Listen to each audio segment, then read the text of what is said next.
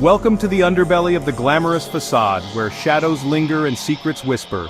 From eerie disappearances to baffling deaths, these stories continue to haunt the industry. Prepare to be captivated, to be disturbed, to question everything you thought you knew.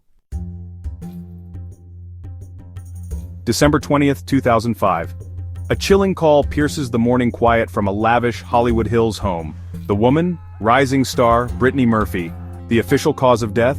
Pneumonia complicated by anemia and multiple drug intoxication. Whispers of foul play began to circulate. Brittany's husband, Simon Monjack, claimed she was healthy, vibrant, full of life just days before. Adding to the unsettling narrative, just 5 months later, Monjack himself was found dead in the same house under eerily similar circumstances. Coincidence, or something more sinister? The whispers persist, fueled by the unanswered questions. The year is 1996. Cal Poly San Luis Obispo, a place buzzing with youthful energy and promise.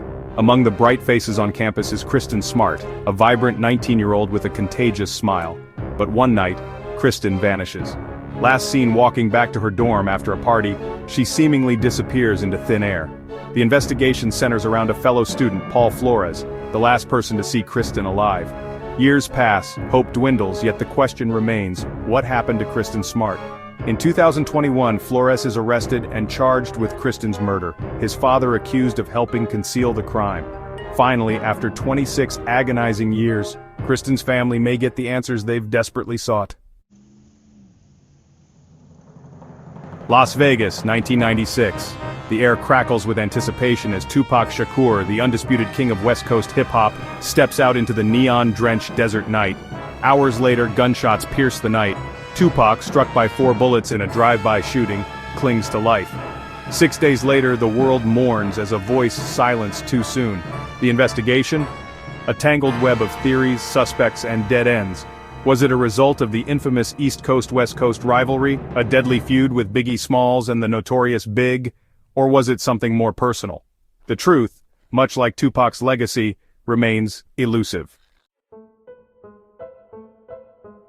Seattle, 1994. Grunge music reigns supreme, and at its forefront stands Nirvana, led by the enigmatic Kurt Cobain. He's the voice of a generation grappling with apathy and angst, his music a raw, emotional gut punch. Then silence. Cobain is found dead in his Seattle home, a self-inflicted gunshot wound ending his reign as the reluctant spokesperson of a generation. The official ruling? Suicide. But for many, the narrative doesn't add up. Whispers of a cover-up begin to circulate, fueled by inconsistencies in the police report and Cobain's erratic behavior in the weeks leading up to his death. Was it suicide, a tragic end to a tortured soul, or was it something more sinister? Los Angeles, 1997. The city is a sprawling metropolis, a melting pot of cultures and dreams, but also a place where shadows lurk and danger is never far away. Just months after the death of Tupac Shakur, the music world is rocked by another senseless tragedy. The vibrant hip-hop scene, already reeling from one devastating loss, is plunged into deeper mourning. Christopher Wallace, better known as the notorious Big, is gunned down in a drive-by shooting. The news sends shockwaves through the community, leaving fans and fellow artists in disbelief. The similarities to Tupac's murder are chilling. Both were hip-hop icons, both were young men at the peak of their careers, and both were taken far too soon. Both were embroiled in the East Coast-West Coast rivalry, a feud that had escalated beyond music into something far more dangerous and personal, and both were killed in eerily similar circumstances. Theories abound, each more complex and convoluted than the last, most revolving around the escalating feud between Bad Boy Records, Biggie's label, and Death Row Records, Tupac's label. The case remains unsolved, a cold case that continues to baffle investigators and haunt fans.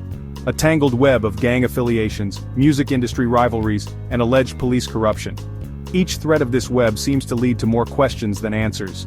Biggie's death, a tragic loss of talent and potential, left a void in the music world that has never been filled. His influence, however, continues to resonate. It serves as a stark reminder of the dark side of fame, where the glitz and glamour often hide a much more sinister reality. The legacy of the notorious Big endures, but the questions surrounding his death remain. February 1st, 1995. Richie Edwards, the enigmatic lyricist and guitarist of the Welsh rock band Manic Street Preachers, checks out of a London hotel room. He leaves behind his passport, credit cards, and a trail of unanswered questions. Richie, known for his intensely personal lyrics and struggles with depression and self-harm, becomes a ghost, a haunting absence in the world of music. Days turn into weeks, weeks into months, months into years. Theories swirl like the music he helped create. Did he stage his own disappearance, seeking solace from the pressures of fame and his own internal demons? The mystery of Richie Edwards is a poignant reminder of the fragility of the human psyche and the allure of escape. Halloween night, 1993. The air is thick with anticipation as partygoers gather at the Viper Room, a Hollywood nightclub owned by Johnny Depp. Among them is River Phoenix, a rising star known for his soulful performances and commitment to social justice. But as the night wears on, the atmosphere takes a dark turn. River, battling addiction, collapses outside the club, his body racked by seizures. He's rushed to the hospital, but it's too late. The official cause of death? A drug overdose, a cocktail of heroin and cocaine. River's death, a stark reminder of the seductive power and devastating consequences of addiction, sent shockwaves through Hollywood and beyond. He was just 23 years old, his potential cut tragically short. Miami Beach, 1997. The city is alive with the vibrant energy of summer, its streets bustling with tourists and locals alike. The sun casts a golden hue over the iconic Art Deco buildings, creating a picturesque backdrop for the day's events. The sun glistens off the turquoise waters as fashion icon Gianni Versace returns to his opulent mansion after a morning walk. Known for his bold designs and luxurious lifestyle, Versace is a beloved figure in the fashion world and a prominent resident of Miami Beach. But as he reaches for the gate, gunshots ring out, shattering the tranquility. The serene morning is abruptly transformed into a scene of chaos and horror. Versace, shot twice at close range, collapses on the steps, his lifeblood staining the pristine white marble. The once peaceful mansion now stands as a grim reminder of the violence that has just occurred. The killer, a spree killer named Andrew Cunanan, flees the scene, leaving behind a trail of blood and unanswered questions. Cunanan, a man with a troubled past and a history of violence, has struck again. Cunanan, already wanted for the murders of 4 other men, becomes the target of a nationwide manhunt. The FBI and local law enforcement agencies launch an intense search, determined to bring him to justice. 8 days later, he takes his own life on a houseboat, just a few miles from the scene of Versace's murder. The manhunt ends, but the questions and the pain remain. Versace's murder sent shockwaves through the fashion world and beyond. The loss of such a creative genius left an indelible mark on the industry, and his legacy continues to influence fashion to this day. Wilmington, North Carolina, 1993. The set of The Crow, a dark and brooding superhero film, is abuzz with activity. Brandon Lee, son of martial arts legend Bruce Lee, is preparing for a scene, his intensity and charisma radiating through the monitor, but what should have been a routine take turns into a nightmare. A prop gun, mistakenly loaded with a live round, is fired, striking Brandon in the abdomen. He collapses, critically wounded. Despite frantic efforts to save him, Brandon succumbs to his injuries hours later. The official investigation rules it an accident, a tragic series of oversights and miscommunications. Brandon Lee's death, a stark reminder of the inherent dangers of filmmaking, sent shockwaves through Hollywood. Washington, D.C., 2001. The city, bustling with political activity and the daily grind of its residents, is about to be shaken by a mysterious event. The nation's capital, a city of power and intrigue, becomes the backdrop for a baffling disappearance. The streets, usually filled with the hum of politics and governance, are now abuzz with whispers of a young woman gone missing. Chandra Levy, a 24-year-old intern at the Federal Bureau of Prisons, vanishes without a trace.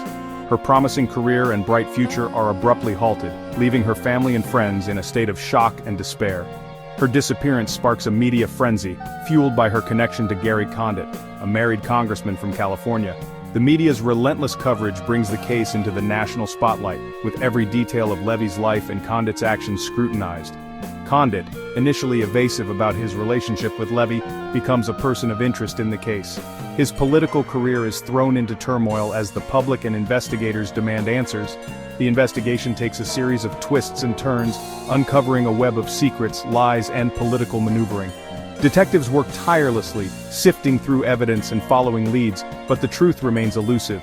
In 2010, a break in the case leads to the arrest of Ingmar Guandique, a Salvadoran immigrant with a history of violence. The arrest brings a glimmer of hope, but questions about the case still linger. Chandra Levy's disappearance remains an unsolved mystery, a chilling reminder of the vulnerabilities that exist even in the most seemingly secure of cities. The case continues to haunt those who seek justice for Chandra, a young life cut tragically short. The glamour, the fame, the fortune, it's all just a facade. These mysteries remain unsolved, leaving us with more questions than answers. Don't forget to like, subscribe, and hit the bell icon for more intriguing stories.